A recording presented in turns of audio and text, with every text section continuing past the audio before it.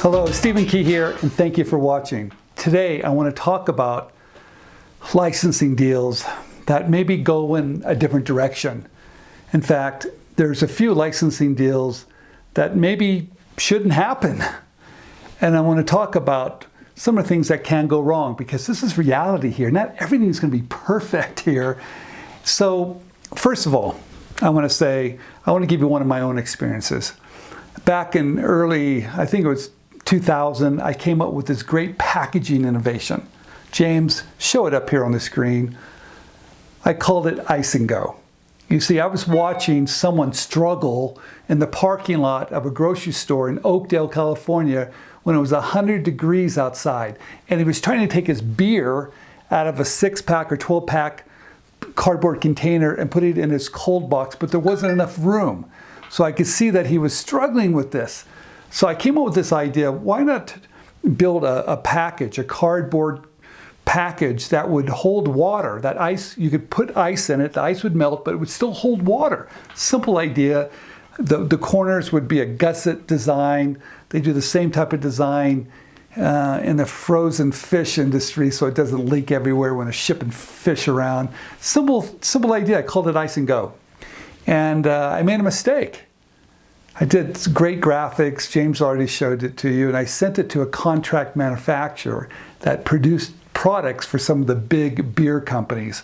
Well, guess what? Conversation stopped.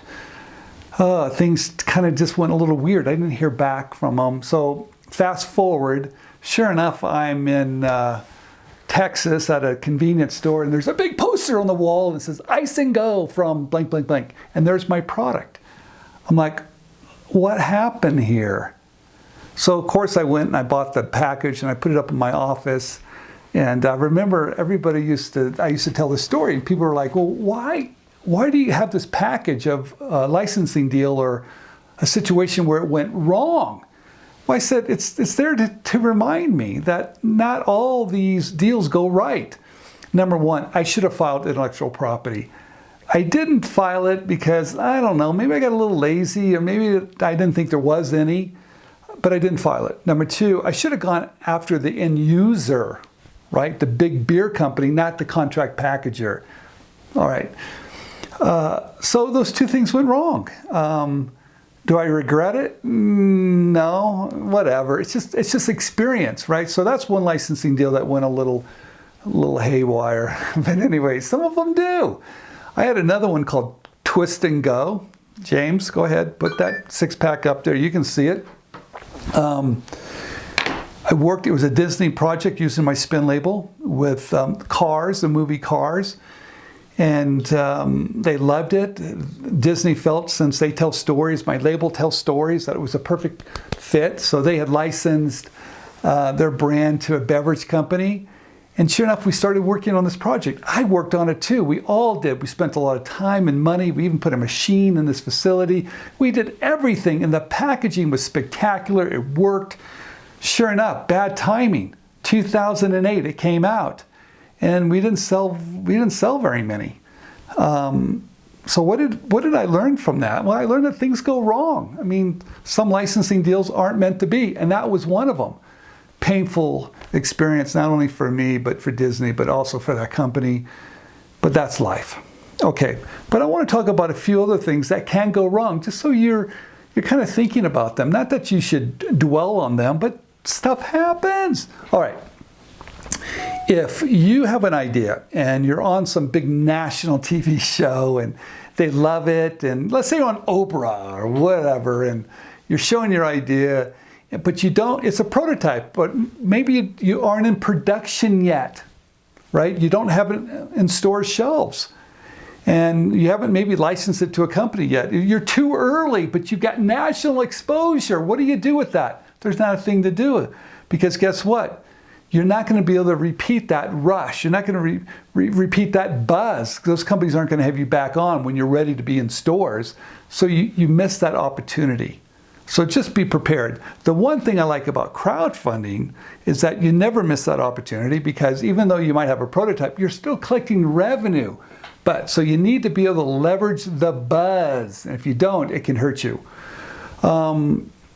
There's another situation that I've seen happen. It happened a few years back. A good friend of mine, a student of mine, he had a great idea, won a contest at one of the major retailers, and sure enough, he had an exclusive license with that retailer.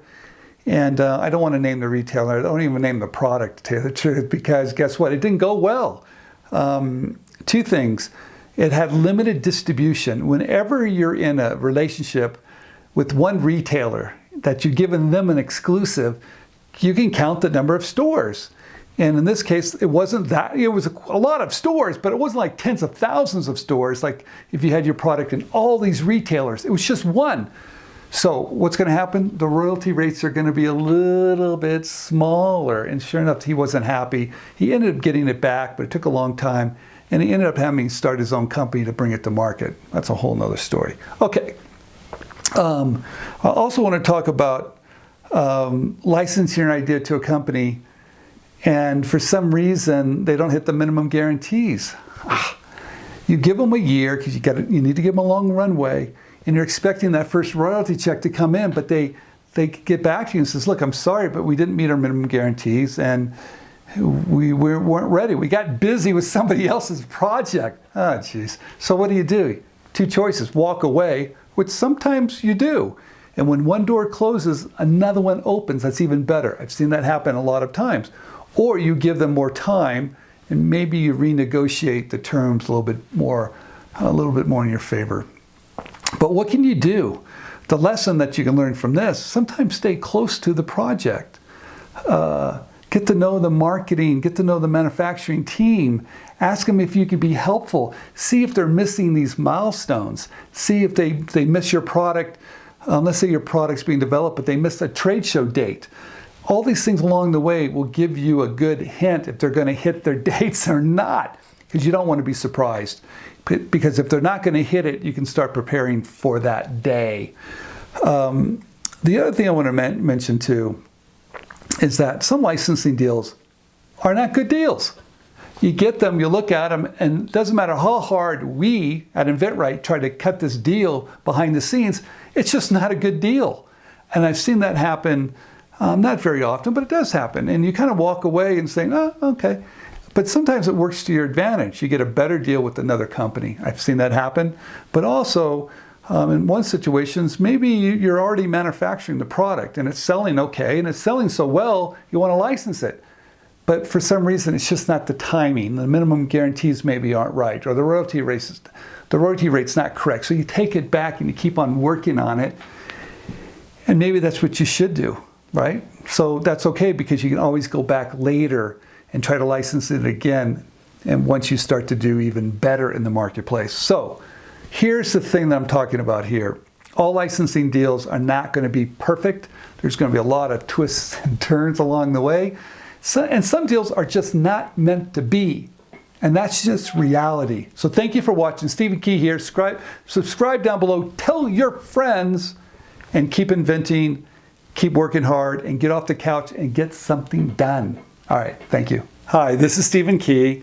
And I just want to thank you for watching InventRight TV. We're here to save you time, save you money, and show you how you can bring your products to market through licensing. So please subscribe down below, click on the button, and tell your friends. Thank you.